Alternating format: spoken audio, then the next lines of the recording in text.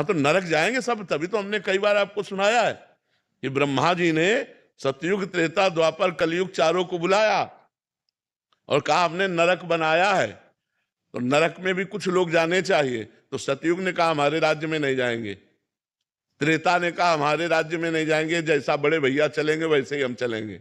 द्वापर से कहा, द्वापर ने कहा कुछ उपाय हम करेंगे कि आपकी आज्ञा का पालन हो। जब कलयुग आया तो उन्होंने कहा, जैसे बड़े भैया ने कहा हमारे राज्य में कोई नरक नहीं होंगे, जो पराय स्त्री की तरफ गंदी दृष्टि न रखते हो, जो पराय धन की चाह न करते हो, जो मांस न खाते हो, ये सब लक्षण नरक जाने के। हम, क्रोध, लोभ, मद, ये सब नरक के द्वार है। मनमानी आचरण करोगे तो फिर भोगना पड़ेगा।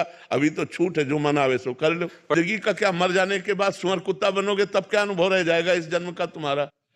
अनुभव तो भगवान का करो जो सदा सदा के लिए बना रहे, इसका कोई अनुभव होता है? तुम्हारी सोच कितनी, माँ के गर्भ में 9 महीने रहे, 1 सेकंड का भी अनुभव है?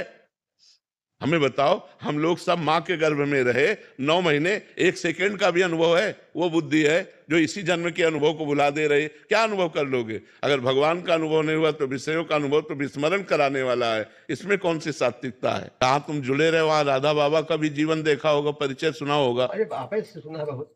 तो राधा राधा जपना शुरू कर दो, थोड़ा गुरु मंत्र जपो थोड़ी देर, और इसके बाद हर समय राधा राधा जपो, और फिर देख लो हरि नाम का फल है ये। राधा राधा जपना शुरू कर दो। नो, कुछ माला गुरु मंत्र के, इसीलिए हमने कहा कर लो, और हर समय राधा राधा जपो।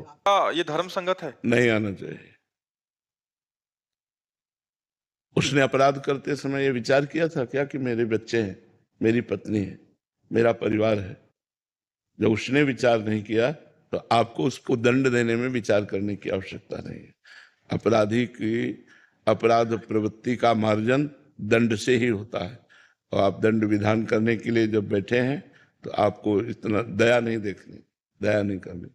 देखो, सर्वलोक महेश्वर भगवान है ना, परम दयामय है ना, लेकिन जिसका जो कर्म होता है उसका दंड देते हैं कि नहीं देते? कर्म किए हैं उनको भोगना पड़ेगा, अवश्य में भोक्तव्यम कृतम कर्म शुभाशुभ। अगर फोड़ा है और डॉक्टर रहम करेगा तो मरीज मर जाएगा, फोड़े का ऑपरेशन करना पड़ेगा। ऐसे उसने अपराध किया है तो उस जीव के अपराध का मार्जन करने के लिए आपको भगवान ने न्याय पद पर बैठाला है, तो आपको करेक्ट न्याय करना है, उसमें दया नहीं करनी। हाँ, ये जरूर ध्यान देना है, किसी के भय या प्रलोभन में फंसकर, रुपया, प्रलोभन, भय, धमकी, इसमें फंसकर न्याय नहीं करना चाहिए। कि किसी का फोन आया आपको, आप भयभीत होकर के न्याय कर रहे हैं, या किसी की अटैची आई रुपए की, आप रुपए के प्रलोभन में न्याय कर रहे हैं, ये आपके लिए गलत होगा। आपको